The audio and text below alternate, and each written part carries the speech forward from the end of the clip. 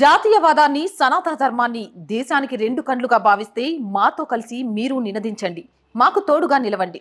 కింద కనిపిస్తున్న account details కి ఫోన్ పేకి గూగుల్ పేకి ఆర్థికంగా చేయూతనందిస్తూ మాకు అండగా నిలవండి. ఆర్థికంగా మీ చేయూత మాకెంతో అవసరం. ఇవాళ ఫేస్బుక్ లో వాట్సాప్ లో నేను ఒక న్యాయవాది వెంకటేశ్వర స్వామిపై కొన్ని కోట్ల మంది విశ్వసించే వెంకటేశ్వర స్వామిపై అనుచిత వ్యాఖ్యలు జరపడం జరిగింది. వాడి పేరు కదిరి కృష్ణ. వాడు ఒక బాధ్యతాయుతమైన వృత్తిలో న్యాయవాది వృత్తిలో ఉండి హిందువుల మనోభావాలను కించపరిచే విధంగా మరి సోషల్ మీడియాలో వాడు వాగిన మాటలన్నీ కూడా రావడం జరిగినాయి.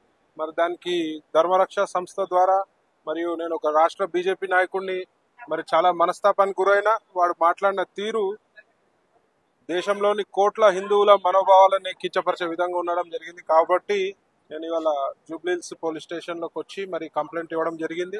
మరి దానికి ఏసీపీ గారు కూడా సానుకూలంగా స్పందించి ఇట్లాంటి చర్యలను మేము ఉపేక్షించే పరిస్థితే లేదు, ఎవడైనా సరే వాడిపై కేసు నమోదు చేస్తామని చెప్పడం జరిగింది. మరి ఇవాళ నేను ఈ కంప్లైంట్ కాపీ ఇవ్వడం జరిగింది.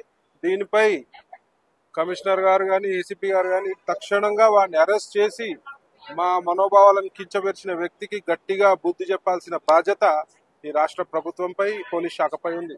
మరి మేము పిలుపునిస్తే మరి వాడి కాళ్ళు చేతులు లేకుండా అవుతాడు, మరి ప్రజలలో తిరిగే పరిస్థితి ఉండదు. అయినా కూడా మేము చట్టబద్ధంగా పోవాలని ఒక నిర్ణయానికి వచ్చి ఇవాళ నేను కంప్లైంట్ ఇవ్వడం జరిగింది.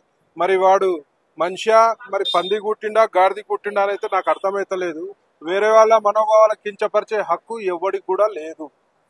వాడు ఇలాగే ప్రవర్తిస్తే రోడ్డు మీద తిరుగుతే మరి మా ధర్మరక్ష కార్యకర్తలు మరి తిరుగుతుంటారు.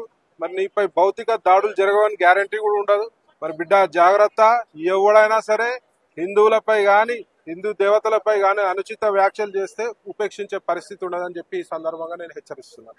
మీ ఆదరణి మాకు ఆనందం. మా వెంట మీరున్నారని అతిపెద్ద ధైర్యం. దయచేసి సబ్స్క్రైబ్ చేయండి, లైక్ చేయండి, షేర్ చేయండి. కామెంట్స్ ద్వారా మీ అభిప్రాయాన్ని పంచుకోండి.